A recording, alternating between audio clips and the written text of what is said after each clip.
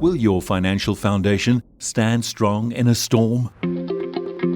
Rich in Good offers wisdom for true wealth so that you can construct a solid foundation to richly enjoy all stages of your life. We talk about finance and faith that'll help you find meaning in money. Discover how to make money matter so that you can be rich in good. Hi, welcome back to our viewers on YouTube, but also our listeners on podcast, to our series called Rich in Good. Hello, Ini. Hi, Willem. Got Ini du Plessis with me in our 5th episode, where we speak about faith and finances. So, the interesting thing is in Luke 12:21, Jesus commands that one must be rich in God. So, actually commands to be rich.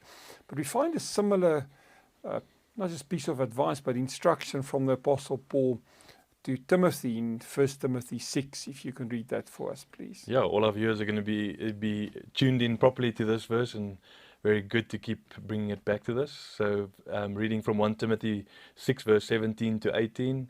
As for the rich in this present age, charge them not to be haughty, nor to set their hopes on the uncertainty of riches, but on God, who richly provides us with everything to enjoy. They are to do good, to be rich in good works, to be generous and ready to share, thus storing up treasure for themselves as a good foundation for the future, so that they may take hold of that which is truly life. So Paul says to Timothy, charge, in other words, command people to be rich in good, rich in good works. So this is a very similar kind of command that Jesus gave in Luke 12:21. We finished the previous session, episode 4, with words of Dallas Willard. It actually starts with a question. So I'm going to put the question, but also Dallas's reply.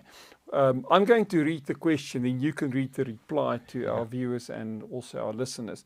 So Dallas Willard asked this very important question: how is God in business? And then the reply. Well, God is in business because He's in everything, and business is His arrangement. We need to respect that and know that. Yeah.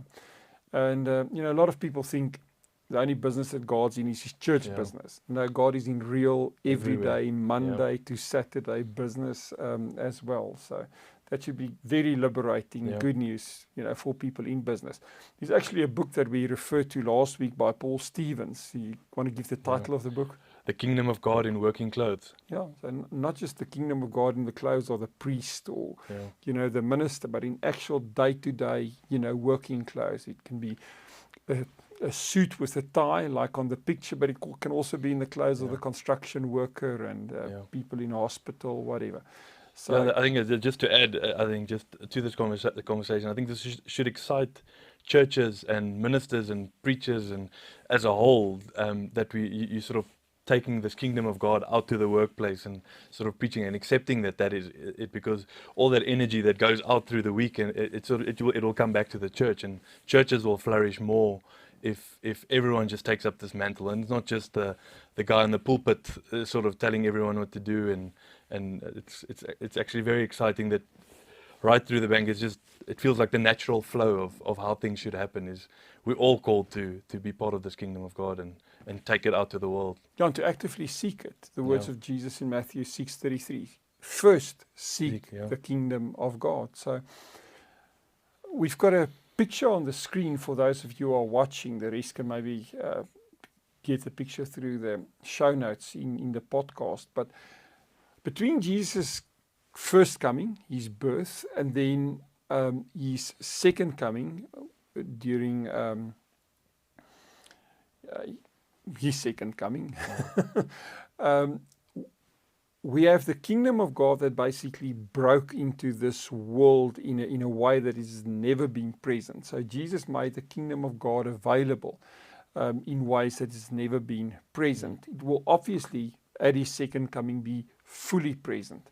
But where the kingdom of God basically in this time advance over the kingdoms of this world or the kingdoms of darkness.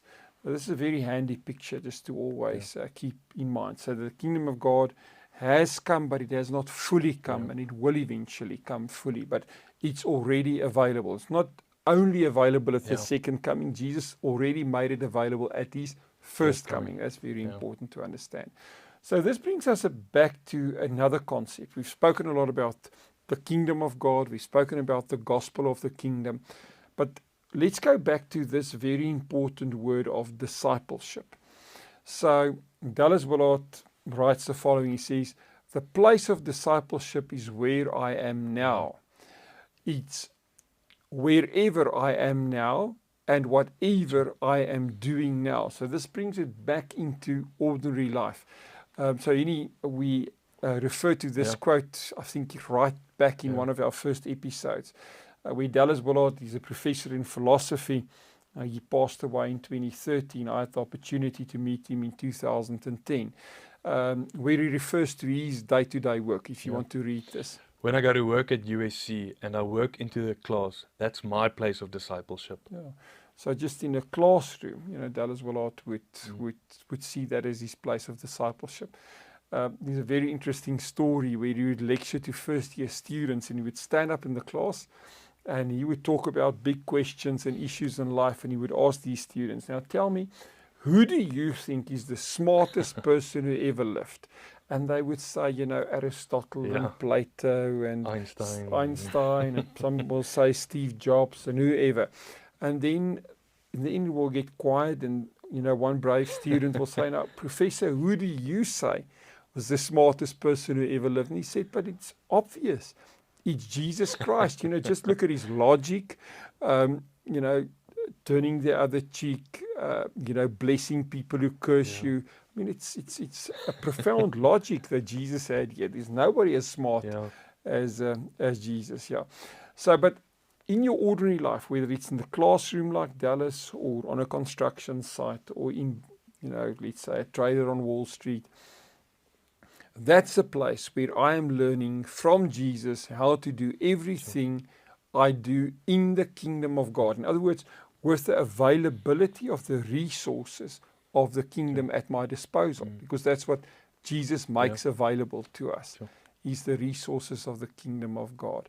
Now, as a disciple, is actually a learner, Dallas Willard chose other language, because he says disciple and discipleship become sort of churchy language. So he brings it back into the workplace, where he says, if we are disciples of Jesus, we are his apprentices. Now, if you think of apprentice, what comes to mind? Yeah, it's just learning from someone. It's just apprenticeship or doing an internship. I mean, you did articles. Yeah. As a young very practical learning experience. Accountant or attorney or what. So Willard says, an apprentice or disciple is one who intentionally and persistently is learning to live his or her own life, not another life, your own life, as a financial advisor, wealth manager, whatever it may be, as Jesus would live it if it were his. Sure. Okay, so just think of yourself as, Jesus becoming a financial planner. Yeah.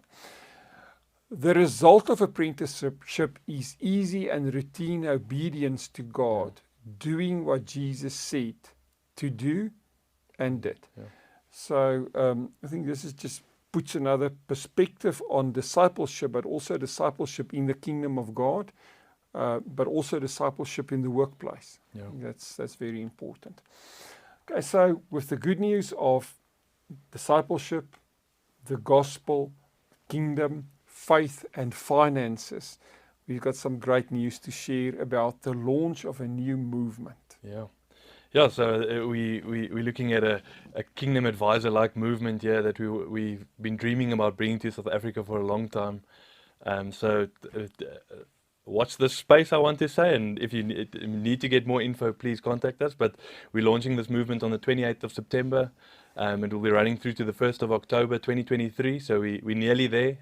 Thursday till Sunday morning. Thursday to Sunday, yeah. And if you need any more details, please contact us at info@rig.ac, and if you want to call us on our telephone number 086 1221 777. All right, thanks, Eni. So if you've missed any of the previous episodes, go and watch it on YouTube or listen to it on a podcast. If you enjoy this, like it and share it. We see you back next time. Thanks, Annie. Thanks, Willem.